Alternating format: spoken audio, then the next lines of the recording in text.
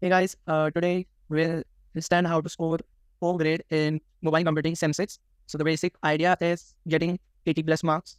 Now I'm assuming if you are average or a good academic student, you would have scored 16 plus in your internals. That leaves your target in worst case scenario as 64 plus in externals. And okay, so let me tell you in which modules you should focus the most on. Now, if you look at the module wise weightage for November 22 paper, we can see that module 2, 3, and 4 have the highest weightage.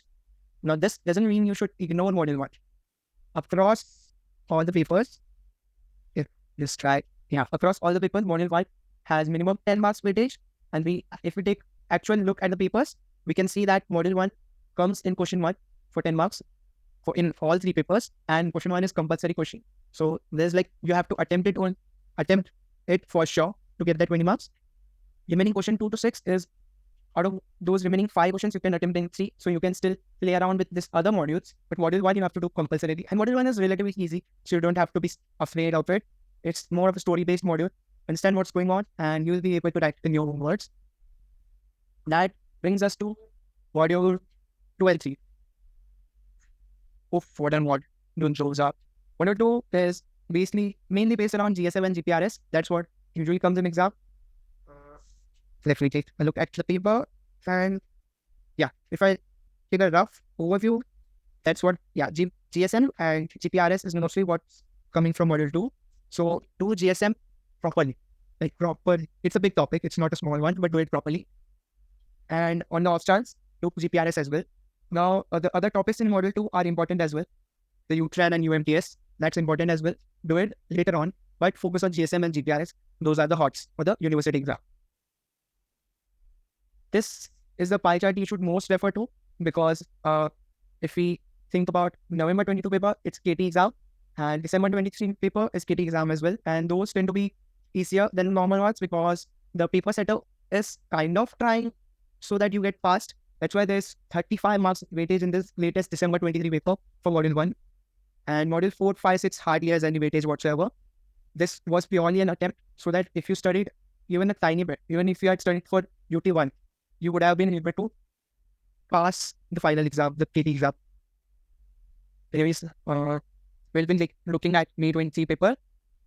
We discussed how module 1 is compulsory 10 marks. Module 2 is the variable type of question, 30 marks. And let's look at module 3. Now, if I take a look at module 3, the questions were hidden and exposed terminal, packet delivery in mobile node, sloping TCP and mobile TCP, process of registration in mobile IP, protocol architecture of IEEE 802.11. Now, those were the model 3 questions. All of this is for 40 marks.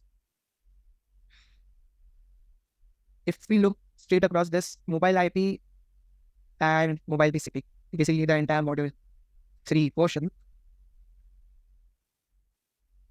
the mobile IP and mobile TCP has the major domination in module 3. This is kind of optional. You can dip through it later. Over here, GSM and GPRS has major weightage as well. Over here, security question was asked, handover was asked, and the system architecture and services was asked. So these 2 are the main priorities. This you can do optional. Over here, these 2 are main priorities. This can you do optional.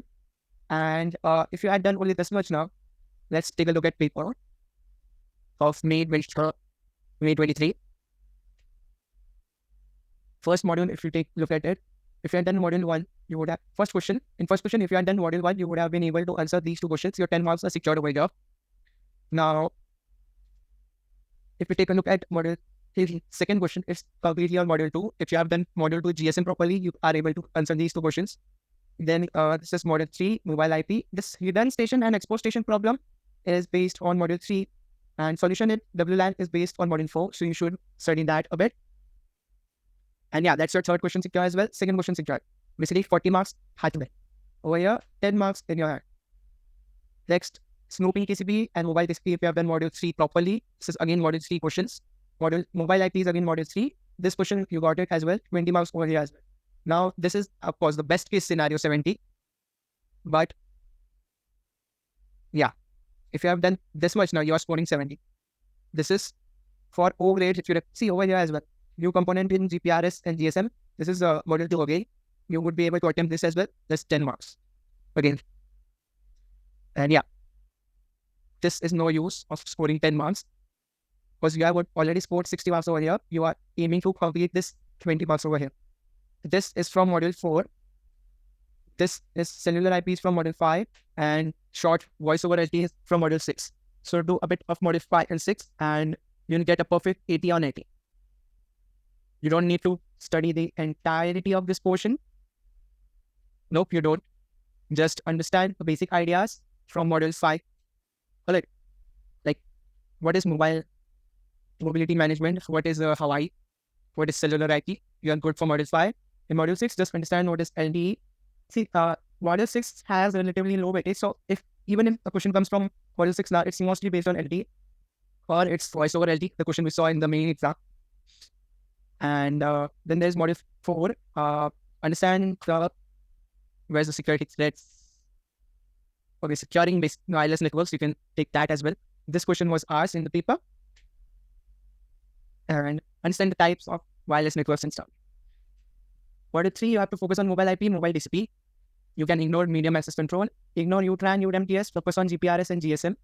Module 1, just give the entire module a read through because if you take a look at the textbook for number of pages in module 1, only 32 pages.